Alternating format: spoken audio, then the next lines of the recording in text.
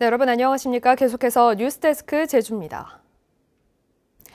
제주 지역에서 어제 코로나19 확진자가 이달 들어 가장 많은 7명이 발생한 데 이어 오늘도 3명이 발생했습니다.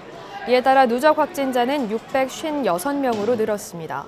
어제와 오늘 발생한 확진자 10명 가운데 6명은 제주 지역 확진자의 접촉자였고 2명은 서울에서 여행을 온 관광객이며 나머지 2명은 감염 경로를 파악 중입니다. 제주도는 서귀포 매일 올레시장 종사자 1명이 확진 판정을 받음에 따라 내일까지 서귀포 보건소에 워크스루를 설치해 검사를 진행합니다. 또 서울에서 검사를 받은 관광객 1명도 제주에 온 뒤 확진 판정을 받았는데 제주도는 검사 결과를 통보받을 때까지 타 지역 방문을 자제하도록 질병관리청에 관련 규정 개정을 요청했습니다. 제주 지역에서 코로나19 백신 접종이 시작된 뒤 인구의 2.2%인 15,300여 명이 1차 접종을 마쳤습니다. 이는 우리나라 인구 대비 접종률인 2.21%와 거의 비슷한 것으로 2천여 명은 2차 접종까지 마쳤습니다. 제주도는 지금까지 백신 접종자 214명이 이상 반응이 있다며 신고했지만 모두 두통과 발열 등의 가벼운 증상이었고 아나필락시스 등의 중증 의심 사례는 없었다고 밝혔습니다. 코로나19 발생 이후 제주 지역 여성들의 자녀에 대한 폭력이 늘어났다는 조사 결과가 나왔습니다.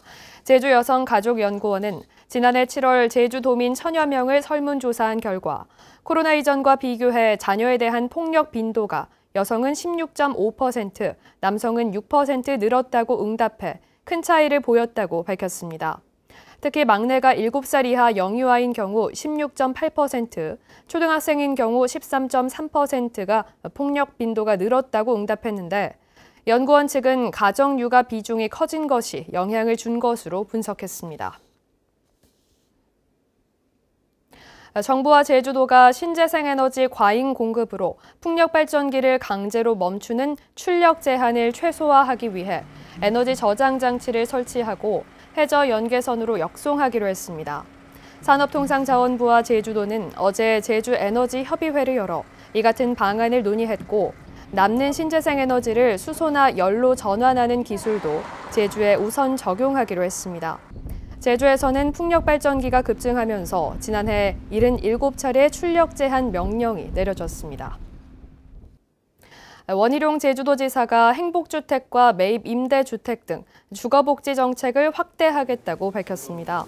원희룡 지사는 오늘 제주시 3도 이동 행복주택 입주 예정자들과 만나 내년까지 공급 목표인 임대주택 10,000호 중 7,000호는 계획을 확정했다며 제주개발공사 등과 협력해 차질 없이 준비하겠다고 말했습니다.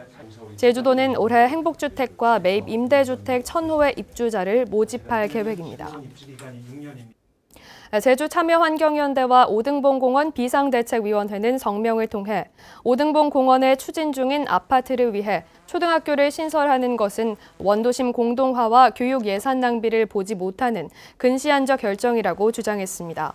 이들은 학교가 신설되면 원도심 학교들의 학생 부족은 심각해지고 엄청난 운영 예산이 들 것이라며 이성문 교육감은 학교 신설 요구를 중단하라고 요구했습니다.